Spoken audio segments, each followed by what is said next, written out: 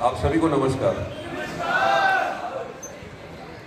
जो नहीं बोल रहे उनको भी नमस्कार। नमस्कार। देखो अपन लोग क्या करते हैं ना कि मुझे लगता है कि यार कुछ तो बोल ही रहे हैं, मुझे बोलने की क्या जरूरत है।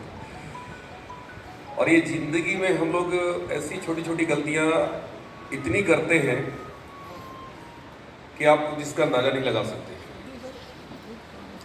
सबसे पहले आज इस अमरावती की टीम ने जो मेरा वेलकम किया, जो स्कॉट किया, tremendous. I am feeling unique. I have no words to explain my feeling. आप सबका बहुत बहुत धन्यवाद। अच्छा, अगर मैं यूनियन बैंक का सीएमडी हो जाता और अमरावती में आता तो क्या इस तरह का वेलकम होता? कुछ लोग नहीं बोल रहे हैं। नो। भाई साहब, इस बिजनेस की क्या ताकत है। अगर इस सब चीज के बावजूद नहीं समझ में आ रहा है, उसको कैसे समझाया जाए। मैं अपना परिचय दूं। My self Dharmendra Kumar. अभी हमारे कोंडे जी बोल रहे थे कि साहब आप मेरे जय हो, आपकी वीरू कौन है। मैंने कहा यार आप मेरे वीरू हो।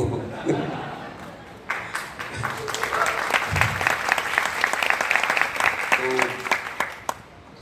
कुछ लोग कहते हैं नाम में क्या रखा है। भाई साहब, नाम में बहुत कुछ रखा है। आप किसी को चोर कह के बुलाइए,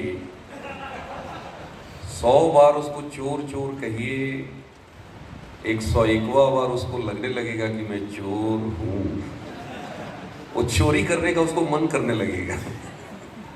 यस और नो? अब आप सोच सकते हो कि बचपन से लोगों ने मेरे को पता नहीं कितनी बार धर्मेंद्र बुलाया। तो असर तो पड़ेगा।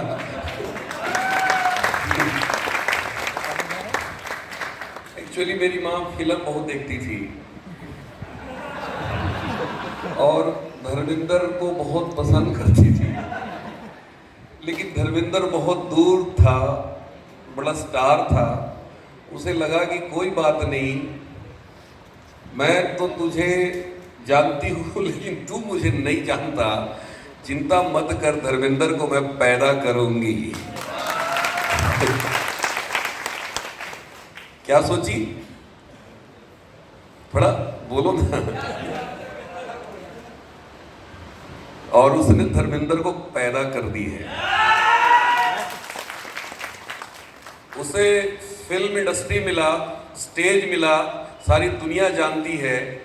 डी कुमार को कुछ नहीं मिला, लेकिन आरसीएम मिला। तो मैं पीछे कहाँ रहने वाला हूं। साथियों, एक ग्रामीण क्षेत्र से मैं बिलोंग करता हूं। बेसिकली मैं बनारस में भी रहता हूं। मेरा निवास स्थान वाराणसी है। बनारस का नाम सुना आप लोगों ने? सुना है? मैं काशी वासी हूं आज के डेट में, लेकिन मैं हूं बिहार से, गया डिस्ट्रिक्ट का रहने वाला हूं। जन्मभूमि मेरा बिहार है, लेकिन कर्मभूमि उत्तर प्रदेश है। किसान का बेटा हूँ। बचपन में बहुत अभाव देखा। 5 भाई 1 बहन, 6 भाई बहनों का परिवार है। बाबूजी खेती कराते हैं। अभी इस दुनिया में नहीं है मेरे पिताजी। बिहार में गया डिस्ट्रिक्ट, गया का नाम सुना आप लोगों ने? यस। बोध गया। यस। मैं उसी धरती से हूँ। वहां पे हर साल सूखा पड़ता है। आप चेक कर सकते हैं, आजकल गूगल का जमाना है। लास्ट 10 ईयर्स अगर आप चेक करेंगे तो मोस्ट प्रोबेबली आपको 7 साल 8 साल सूखा मिलेगा, और बाकी 1-2 साल में शायद भगवान कभी कभी मेहरबान हो जाते हैं। अब आप सोचिए, यहाँ पे समझदार लोग हैं, बुद्धिजीवी लोग हैं कि 6 भाई बहन, सारे 1.5 साल का अंतर भाई बहनों में, इनकम का कोई जरिया नहीं। कोई स्रोत नहीं। बाबूजी के पिताजी यानी मेरे दादाजी जब छोटे थे, पिताजी मेरे, तो बाबा मेरे यानी दादाजी गुजर गए। मेरे कोई चाचा नहीं थे, मेरे दादाजी के कोई भाई नहीं थे, यानी मेरे पिताजी छोटे थे। इनकम का कोई सोर्स नहीं था। और 6 भाई बहन। खर्चे कितने होते हैं आप अंदाजा लगा सकते हैं। पढ़ाई लिखाई, बीमारी, दुनिया भर की। खाली पैर में स्कूल जाता था। बचपन में पिताजी ने एक अच्छा काम किया कि हम सारे भाई बहनों को पढ़ाया लिखाया, जितनी उनकी औकात थी, जितनी क्षमता थी। ऑफिस उस समय सोचते नहीं थे कि कभी ऑफिस भी जाएंगे, कभी नौकरी भी करेंगे, लेकिन स्कूल काफ़ी दूर था। घर से स्कूल की दूरी 4 किलोमीटर थी।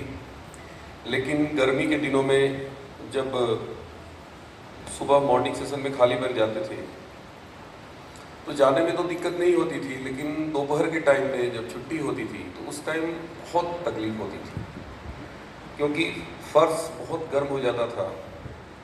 4 किलोमीटर की दूरी 40 किलोमीटर नजर आती थी, महसूस होती थी। जाड़े के दिनों में कभी पैजामा नसीब नहीं हुआ, हाफ पैंट पहनते थे, और पैंट के पीछे जब फट जाता था, घिस जाता था, तो चिप्पी लगा देते थे। चिप्पी समझते? दूसरी तरफ फट जाता था तो कई बार तो चिप्पी के ऊपर भी चिप्पी लगा देती थी।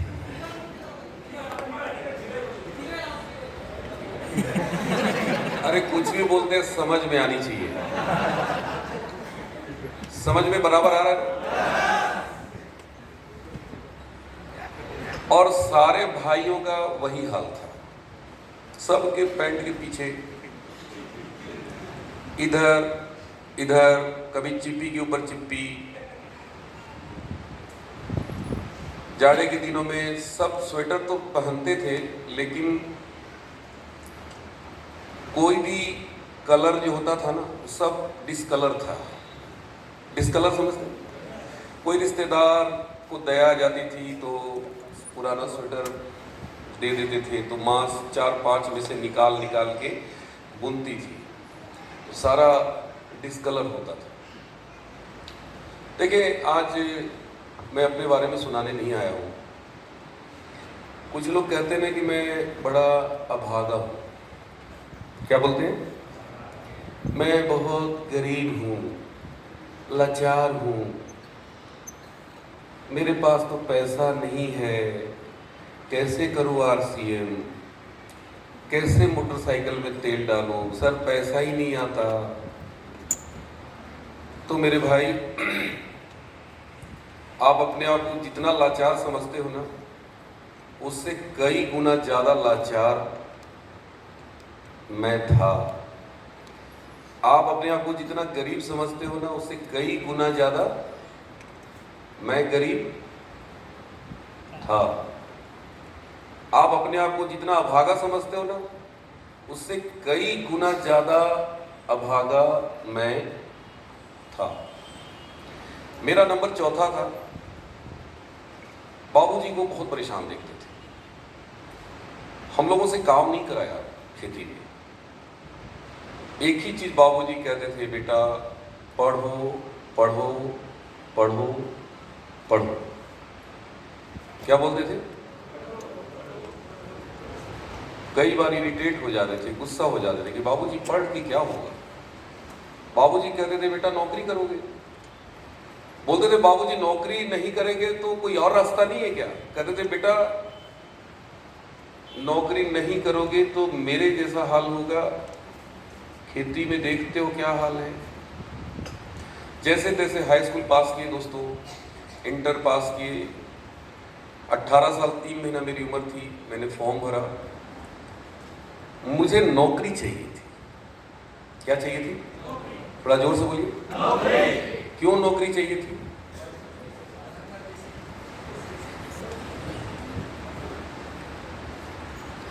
बाबूजी मेरे बहुत परेशान रहते थे। मेरे दिमाग में चल रहा था कि मुझे जल्दी से जल्दी नौकरी लेनी है। मैंने बैंक की फॉर्म भरा। अभी हमारे एक भाई ने बोला मेरे को, किसने बोला कि मैं बैंक की तैयारी कर रहे थे कि बैंक की नौकरी कर रहे थे। सिलेक्शन हो गया, सिलेक्शन हो गया। अच्छा, दोस्त का हो गया। अच्छा, मेरे को लगा आपका हो गया है। मैं आपको कहने वाला था कि ज्वाइन मत करना। अच्छा, सिलेक्शन हो गया। कौन सा बैंक? अच्छा, मतलब ज्वाइन कर लिया। अच्छा, होगा। टेक्निकल हो ना, मत देना। अगर गलती से दे दिया हो गया ना तो जिंदगी बर्बाद हो जाएगी। देखो, मैं इसलिए नहीं बोल रहा हूं कि मैंने नौकरी छोड़ दिया, ये हकीकत बयां कर रहा हूं। मैं अभी बता रहा हूं कि मेरा क्या हस्र हुआ था। मैं आज आरसीएम के बारे में बात नहीं करूंगा, यहां सब जानते हैं आरसीएम क्या है। आज मैं बात करूंगा कामयाबी की, आज मैं बात करूंगा सक्सेस की, आज मैं बात करूंगा इस बिजनेस के, आरसीएम बिजनेस में स्टार रूबी कैसे बनोगे।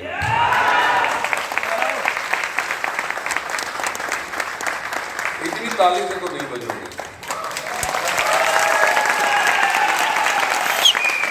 इतनी से भी नहीं होगा।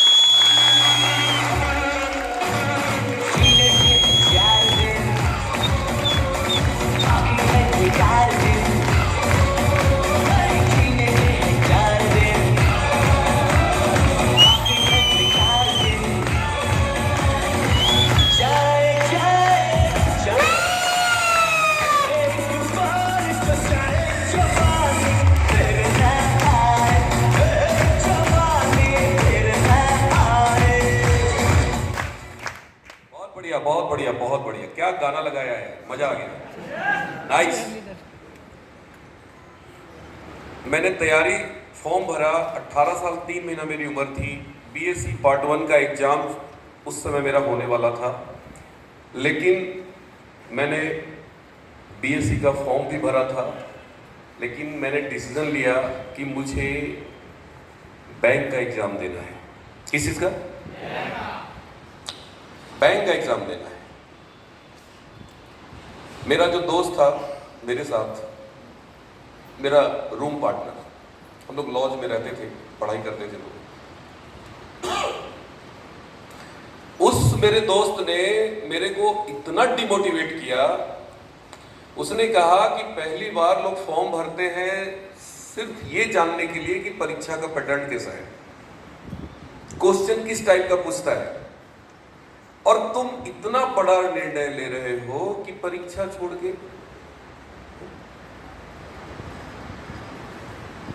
उसने कहा कि तुम्हारा सिलेक्शन अगर हो गया तो हाथ काट देंगे, मेरा नहीं अपना। और मैंने क्या जवाब दिया? मैंने कहा बेटा, हाथ काटने के लिए तैयार हो जाओ। उसने कहा कि आईए बीए नहीं है बेटा कि 33% नंबर लाए और पास हो गए। मैंने कहा फिर क्या है? बोला कंपटीशन है। मैंने कहा अच्छा, क्या होता है कंपटीशन, बताओ। उसने कहा कि देखो तुम्हारे साथ कितने फॉर्म भरे हैं, रोल नंबर देखो, पता लगाओ बीएसआरबी में फोन करके कि सर इसमें कितने लड़के फॉर्म भरे हैं। मैंने कहा अभी फोन करते हैं। पता लगाया 17 लाख लड़के फॉर्म भरे थे। कितने? मैंने पूछा वैकेंसी कितनी है? बोला 150, मात्र 150। मुन्ना नाम था मेरा दोस्त का। उसने कहा कि यार सोच मेरे भाई, 17 लाख लड़के परीक्षार्थी हैं और सीट कितना है? 150। बताओ तुम्हारा होगा? इस लॉज में ऐसे ऐसे लड़के हैं जो 7-7 साल से तैयारी कर रहे हैं, कई बार रिटेन क्वालिफाई किए, इंटरव्यू में छट जा रहे हैं। चलो मिलवाते हैं। मैंने कहा मिलवाओ, मैं देखता हूं कैसे कैसे लोग हैं। जिससे मिलवा रहा था किसी का बाल उड़ा हुआ था, कोई पढ़ते पढ़ते बेचारा दुबला हो गया। तैयारी करते करते करीब 50 लड़के थे उस लॉज में। 6-7 लड़के ऐसे थे जो पिछले 8-9 साल से तैयारी कर रहे थे। बोले यार अब तो मन टूट गया है, अब तो लगता है कि मैं बेरोजगार रह जाऊंगा। बहुत हतोत्साहित करने वाले, बहुत निगेटिव करने वाले लोग। मुन्ना जब बताता था कि भैया ये बीएससी पार्ट 1 का परीक्षा छोड़ के बैंक की तैयारी कर रहा है, बैंक का परीक्षा देगा, इसको समझाइए। वो लड़के मेरे को ऊपर से नीचे देखते और कहते तुम्हारा दिमाग खराब हो गया है क्या?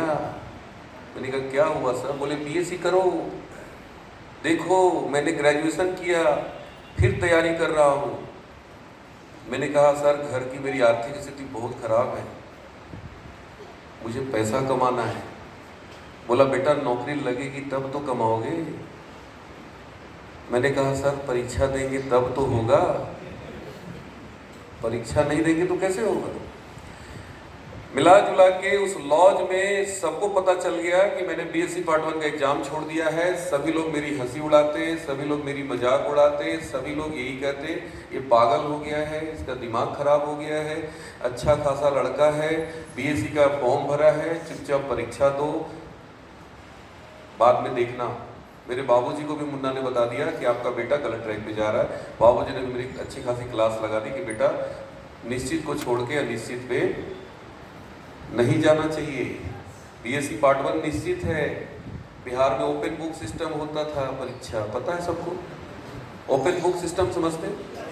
किताब खोल के आंसर लिखना। ये पहले था यार, लालू जी के जमाने में। अभी स्थिति बदल गई है वहां। तो लोगों ने कहा कि बाबूजी ने कहा कि निश्चित को छोड़ के तुम अनिश्चित की तरफ जा रहे हो, तुम्हारा दिमाग खराब है, चुपचाप बीएससी का पार्ट 1 का फॉर्म भरो। दोस्त सारे के सारे हंसी उड़ा रहे थे, उस लॉज के सारे लड़के मेरी हंसी। देखिए मैं क्या बताना चाहता हूँ, क्या मैसेज देना चाहता हूँ। अगर आपने उस मैसेज को पकड़ लिया ना, भगवान कसम स्टार रूपी बनने से आज आपको कोई नहीं रोक सकता। इस धरती पर पैदा नहीं हुआ है जो आपको कहे कि तू नहीं कर सकता। बोलने दीजिए, बोलेंगे लोग, लोगों का काम है कहना। सब ने चारों तरफ से एक ही आवाज क्या आ रही थी कि तुम्हारा डिसीजन गलत है, बीएससी पार्ट 1 का तो नहीं होगा सिलेक्शन, नहीं होगा, नहीं होगा, नहीं होगा, नहीं होगा, नहीं होगा। मुन्ना मेरे साथ क्या बोलता था? हाथ काट देंगे, हाथ काट देंगे। मैं जाके किताब खरीद लिया, तैयारी करना शुरू कर दिया बैंक का। रात रात भर बिना खाए पिए पढ़ाई करते थे, कुर्सी टेबल पे बैठ के। मच्छर गर्मी बहुत परेशान करता था, फिर भी मैं पूरी रात पढ़ता था। मुन्ना सुबह उठता था, मेरे को पढ़ते हुए देखता था, रात में सोता था, उस समय मेरे को पढ़ते हुए देखता था और खूब ठाका लगाता था, बेटा तू कितना भी पढ़ ले लेकिन होने वाला नहीं है। और मैंने भी ठान लिया था कि मैं तो करके रहूंगा। मुन्ना को मैं भी हंसता था और बोलता था तू हाथ काटने के लिए तैयार रहे। मुन्ना क्यों कहता था कि नहीं होगा? क्योंकि वो 17 लाख लड़कों को देख रहा था, वो भीड़ देख रहा था। वो वैकेंसी कम थी 150, वो 150 वैकेंसी देख रहा था। बार बार कहता था कि 17 लाख लड़के परीक्षा दे रहे हैं, 150 सीट है, तेरा नहीं होगा, नहीं होगा, नहीं होगा। वो बहुत सारे फेल्यूर थे उस लॉज में, वो सारे फेल्यूर लोगों की बात करता था। अदेख वो तैयारी कर रहा है 5 साल से 7 साल से, नहीं हो रहा है, तेरा नहीं होगा। हेलो, मेरी जगह पे आप होते तो क्या करते? बीएससी पार्ट 1 की परीक्षा देते? हाँ ठीक कह रहा है मुन्ना। लेकिन मैं क्या बोलता था?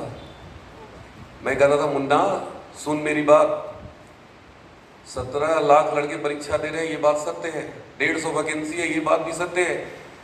लेकिन मुझे कितना चाहिए? 149 तो फालतू है।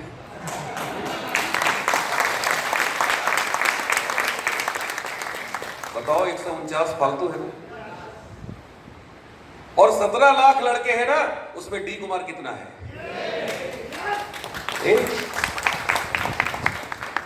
मुन्ना हंसता था, कहता बेटा डायलॉग अच्छा मार लेता है। मैंने कहा बेटा अभी तुमको डायलॉग लग रहा है ना, रिजल्ट बताएगा मेरा। मुन्ना इतना कंफ्यूज हो गया था ना, कहता था यार इतने लोगों की बात तो क्यों नहीं सुनता। मैंने कहा मैं सुनने वाला नहीं हूं, मैं बहरा हूं, बहरा। मैं सुनता नहीं हूं किसी की। बोला अपने बाबूजी की भी नहीं। मैंने कहा नहीं, अरे मेरे बाबूजी इतने बुद्धिमान होते तो गांव में खेती कराते। खाली पैर स्कूल गया हूं, ठीक है वो मेरे पिता है, मेरे को जन्म दिया है, मेरे आइडियल है, मैं उनको मानता हूं, लेकिन सक्सेस के मामले में बिल्कुल नहीं मानता, सफलता के मामले में उनको बिल्कुल नहीं मानता।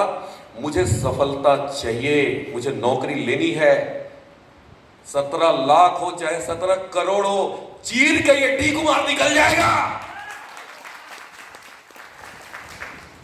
मुन्ना घबरा जाता था, अच्छा देखेंगे, फिर अगले दिन कहता था हाथ काट देंगे तुम्हारा होगा। उसने पूरी ताकत लगा रखी थी मेरे को डिमोटिवेट करने का, और वो जितनी ताकत लगाता था ना, मैं उतनी ताकत से तैयारी करता था। मैंने भी कसम खा ली थी कि बेटा इस धरती पर भगवान भी आके कहेगा ना कि तेरा नहीं होगा, तो मैं भगवान को भी कहूंगा कि मैं करके दिखाऊंगा। I will prove my self, I will prove my self. मैंने तैयारी की, दिन रात एक कर दिया, 6 महीना में भूल गया। क्वेश्चन बैंक मैंने लाया, 40 सेट था उसमें, और एक एक सेट को 1,000 बार प्रैक्टिस किया। कितनी बार? थोड़ा जोर से बोलो ना। 1,000 बार मैंने प्रैक्टिस किया, घड़ी रख के प्रैक्टिस किया, इतनी बम्पर प्रैक्टिस किया कि 200 क्वेश्चन होता था, 95 मिनट में सॉल्व करना होता था, और मैं 85 मिनट में सॉल्व करता था, और 100 में 100 सही होता था। अगर एक आध गलती हो जाता था ना, तो मैं दीवार में सर पिटता था, अगर ये गलती कैसे हो गया। इतनी भयानक तैयारी की थी। मुन्ना कहता था कि नहीं होगा, मैं बोलता था क्यों नहीं होगा बताओ। बोला बहुत भीड़ है, बहुत कंपटीशन है। अरे मैंने कहा छोड़ ना भीड़ यार, छोड़ कंपटीशन, ये बताओ 200 क्वेश्चन है, 200 नंबर का टेस्ट है, तो 201 में तो नहीं होगा ना। हाँ जी, 200 में 200 तो होगा ना। मैंने कहा मेरा 200 में 200 होगा, कैसे नहीं होगा। रिटेन का रिजल्ट आया, मेरा रोल नंबर उसने याद कर रखा था। किसने? एम्प्लॉयमेंट न्यूज लेके आया, दौड़ते दौड़ते बोला यार कमाल हो गया। अच्छा उससे पहले की घटना, जब मैं एग्जाम देकर आया, मुन्ना ने पूछा कैसा एग्जाम हुआ। मैंने कहा यार मैंने तो बोल रखा है ना मेरा होना है। बोला इतना अच्छा एग्जाम हुआ। मैंने कहा मैंने क्या बोला मुन्ना? बोला तुमको अगर इतना विश्वास है चल मिठाई खिला दे, रसगुल्ला खिला दे। मैंने कहा चल खिलाता हूँ। हर दम रसगुल्ला खिलाया। रसगुल्ला खाते खाते बाहर निकल के चश्मा ऊपर नीचे किया, सच में हो जाएगा क्या तुम्हारा? मैंने कहा साले चूतिए रसगुल्ला खिलाया हो। जब मेरा रिटर्न का रिजल्ट आया, मुन्ना दौड़ता हुआ बोला अरे सच में तुम्हारा हो गया। मैंने कहा मेरे को तुम देख रहे हो ना, मेरे को पहले से पता है मेरा हो गया। बोला देख देख देख देख तेरा रोल नंबर। मैंने कहा तू देख। अच्छा तो इंटरव्यू में छट जाएगा। मैंने कहा क्यों छट जाएंगे, इंटरव्यू बोर्ड में तेरे आदमी है क्या? हाँ? मैंने कहा बजरंग बली पे जाके लड्डू चढ़ाओ, भगवान से मन्नत मानो कि मैं छट जाऊं, तेरा हाथ बच जाएगा। कोई नहीं बचा सकता तेरा हाथ। इंटरव्यू हुआ, रिजल्ट आया, फाइनल सिलेक्शन डी कुमार। फिर मुन्ना ने क्या कहना शुरू कर दिया मालूम है? इसका किस्मत बड़ा अच्छा है। क्या बोला? थोड़ा जोर से बोलो। किस्मत। मैंने कहा काहे का किस्मत? बोला अरे पागल हो, बिना किस्मत का आदमी वहां कोई चुना ही नहीं जा सकता, तेरा किस्मत अच्छा था। उस पूरे लॉज से सिर्फ एक व्यक्ति का सिलेक्शन हुआ जो आज आपके सामने खड़ा है। यस। वो जो 7 साल से तैयारी कर रहे थे ना, जो मेरे देख के हंसते थे ना, वो सब मेरे पास आके लाइन लगा के खड़े थे। कैसे तैयारी किया हमको बताओ तो जरा, आपने तैयारी कैसे किया मुझे बताओ, कौन सा किताब पढ़ा, कैसे प्रैक्टिस किया? तो मैं फिर हंसता था। देखो मैं क्या बताना चाहता हूँ, what I want to give you message. इस दुनिया में मिलता कुछ नहीं है, सब कुछ छीनना पड़ता है। यस। इस दुनिया में मिलता छीनना पड़ता है, किस्मत से कुछ नहीं होता। आज बहुत सारे लोग मेरे को बोलते हैं आपका किस्मत बड़ा अच्छा है, पहले जुड़ गए, ऊपर जुड़ गए, स्टार रूबी बन गए, आपके नीचे बड़े अच्छे अच्छे लोग आ गए, आपका किस्मत बड़ा अच्छा है, आपका किस्मत बड़ा अच्छा है। ये साले जितने निकम्मे लोग हैं ना, यही बात करते हुए मिलेंगे किस्मत अच्छा है। यस यस और नो? यस और नो? यस अरे जिंदगी में मिलता कुछ नहीं है, ये किस्मत बिस्मत कुछ नहीं होता। ये सब निकम्मे लोगों ने शब्द इजाद किया है, किस्मत। ये ना कुछ करते हैं ना किसी को करने। जो मुन्ना मेरे को डिमोटिवेट करता था ना, अभी इस दुनिया में नहीं है, सुसाइड कर लिया।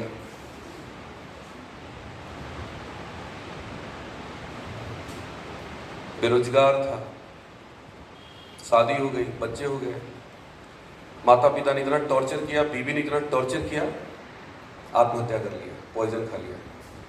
ये जितने नकारात्मक विचार वाले लोग होते हैं ना,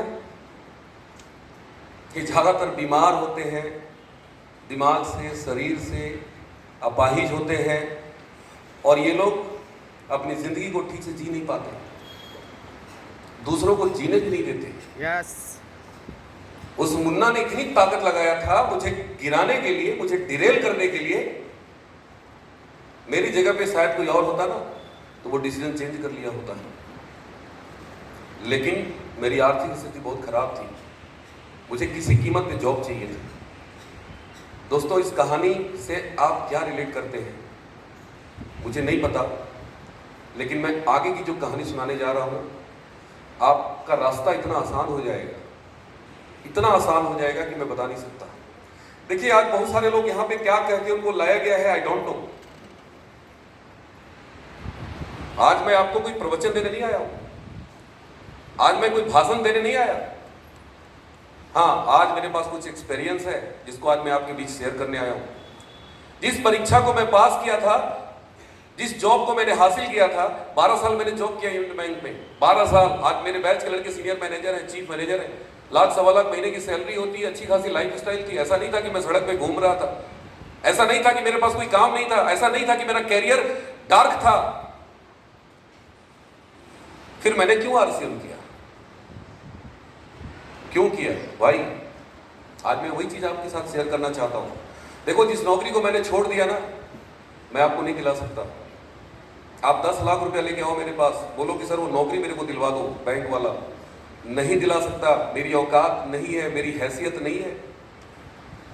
लेकिन भगवान कसम, आरसीएम ने मेरे को जहां पहुंचाया है ना, आप सबको पहुंचाने की ताकत में रखता हूं। लेकिन प्रॉब्लम कहां है? क्यों नहीं सारे स्टार रूबी बन जाते? कहां है समस्या? ना कोई रिटन टेस्ट है, ना कोई इंटरव्यू है। आप मेरे को बताओ ना मैथमेटिक्स सॉल्व करना है, ना रीजनिंग सॉल्व करना है, ना इंग्लिश का पेपर बनाना है, कोई कंपटीशन नहीं है। आज यहां पे हॉल में अनाउंसमेंट कर दिया गया होता ना कि एक आदमी आ रहा है, यूनियन बैंक का अपॉइंटमेंट लेटर देगा, 10 लाख रुपए लेके आना, हाथों हाथ ज्वाइनिंग लेटर। इतनी भीड़ होती ना, 2 4 10 20 कुचल के मर जाते। काहे का? ज्वाइनिंग लेटर 10 लाख देके। लेकिन बोला गया ना कि एक आदमी 12 साल यूनियन बैंक की नौकरी रिजाइन करके आरसीएम कर रहा है और तेरे को स्टार रूबी बनाएगा, हॉल खाली है। क्यों भाई? स्टार रूबी नहीं बनने का, बैंक में चपरासी बनने का। यस और नो? लोगों को नौकरी चाहिए। जो चीजें आसानी से मिलती है ना, उसकी कदर इंसान नहीं करता। मेरे बाबूजी बताते हैं कि आज से 70 साल पहले, 60 साल पहले, उस समय फोर्स में जॉब बहुत आसानी से मिलती थी। आर्मी वाले जाते थे, गांव गांव दरवाजा खटखटाते थे, घर खटखटाते थे, कहते थे चलो फौज की भर्ती है, आपके घर में कोई बेटा है क्या, आपके घर में कोई नौजवान है क्या? दरवाजा खटखटाया जाता था, और जो घर का जो नौजवान होता था ना, वो घर में छुप जाता था। आप फौजी है ना भाई साहब? मैं सही बोल रहा हूं, गलत बोल रहा हूं? आज से 70 साल पहले, 50 साल पहले लाइन में लोग खड़े हो जाते थे, उनकी physical test, medical test, written test कुछ नहीं होता था। हाँ हाँ बिल्कुल ठीक है, थोड़ा बहुत ऊपर नीचे चलेगा, चलो चलो चलो।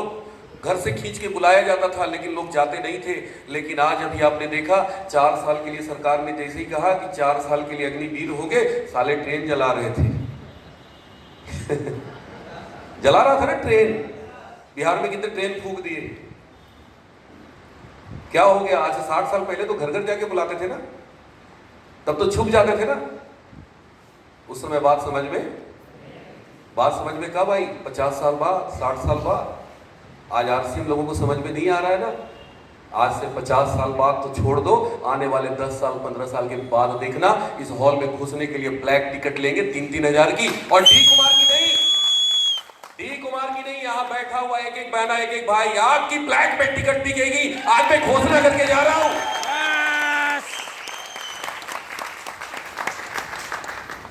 लेकिन पेशेंस तो रखो, सब्र तो रखो, धैर्य तो रखो। हम बहुत जल्दी घबरा जाते हैं, बहुत जल्दी परेशान हो जाते हैं, बहुत जल्दी डिसीजन बदल देते हैं। दोस्तों, नौकरी लग गई, बाद में शादी हो गई। मेरे ससुर जी स्टेट बैंक में चीफ मैनेजर होकर रिटायर किए, स्टेट बैंक ऑफ इंडिया। मेरी वाइफ अपने माँ बाप की इकलौती है। मेरे बड़े भाई चार्टर्ड अकाउंटेंसी करके अभी IRCTC में DGM के पोस्ट पे हैं, जहाँ से आप रेलवे की टिकट निकलवाते हैं। दिल्ली में उनके हेड ऑफिस में बैठते हैं, वो बहुत बड़े अधिकारी हैं। मेरा छोटा भाई इंजीनियर है। मैं भी यूनियन बैंक में चला गया। एक भाई मेरे रेलवे में कॉन्ट्रैक्टर हो गए। सब कुछ ठीक हो गया, सब कुछ सामान्य हो गया। कोई जरूरत नहीं थी मुझे RCM की। लेकिन आज से ठीक 17 साल पहले जुलाई 2005 की घटना है। मेरा छोटा भाई आया लुधियाना से, उस समय ओसवाल फैक्ट्री में वो इंजीनियर था, और मेरे को बोला कि भैया कल RCM की मीटिंग है, आपको चलना है। मैंने कहा ये RCM क्या होता है? कहा मैं मेंबर बना हूँ, आपको भी मेंबर बनाने आया। नया आदमी था बेचारे, कुछ पता नहीं था। मैंने कहा ये साहब मेंबर बनाने वाला काम में तू कहाँ से फंस गया? बोला देख, मेरे को तेरे से प्रवचन नहीं चाहिए, चलना पड़ेगा। मेरा अपना सगा भाई, छोटा भाई। मैंने कहा अरे यार तुम कहाँ फंस गए यार, तुम एक बार मेरे से पूछा होता। अरे मैं दुनिया को बताता हूँ, तुम ही फंस गया। मैं लोगों को समझाता हूँ ये सब फालतू कंपनियां हैं, लेकिन वो मेरा भाई मेरे से भी ज़्यादा जिद्दी, बोला कि तेरे को चलना पड़ेगा। कहाँ चलना पड़ेगा? मीटिंग में। संडे का दिन था। मैंने कहा कि देख भाई, मैं संडे खराब नहीं करूँगा, मैं नहीं जाऊँगा। लेकिन वो जिद पड़ गया, बोला कि चलना पड़ेगा। लेके गया। मीटिंग में कोई इनकम बता रहा था 20,000, 40,000, 50,000, अभी बता रहे थे ना वो सब। मैं सबसे पीछे बैठा था और मेरे दिमाग में चल रहा था कि इनको 50 रुपया कंपनी दिया होगा झूठ बोलने का, इनको 100 रुपया मिला होगा, इनको 200। बैंक वाला किसी पे भरोसा करता ही नहीं। हम लोगों को ट्रेनिंग दी जाती थी वहां पे कि जो आदमी पैसा निकालने आ रहा है, आप ये मान के चलो कि फ्रॉड करने आ रहा है। देखो पहले ऑनलाइन सिस्टम नहीं था, ये गूगल पे, फोन पे, ये सब नहीं था। ऑनलाइन ट्रांसफर नहीं होता था उस समय, ATM नहीं हुआ करते थे। आज से 17 साल पहले की बात मैं बता रहा हूँ। सारा का सारा फिजिकल वर्किंग होता था। नोट काउंटिंग मशीन नहीं थी, इन हाथों से मैं नोट गिनता था।